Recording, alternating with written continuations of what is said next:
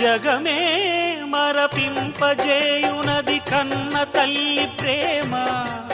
శిశువైనా పశువైనా తన తల్లి బుడికై పరుగులు తీయునులే. జననీ అను మాటలోని తరియుచు మనిషి జన్మ.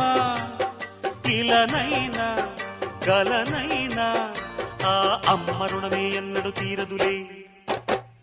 ప్రాణం నా ధ్యానం మా అమ్మ కోసమని, ఉన్న బ్రతికున్న మా అమ్మే లోకమని.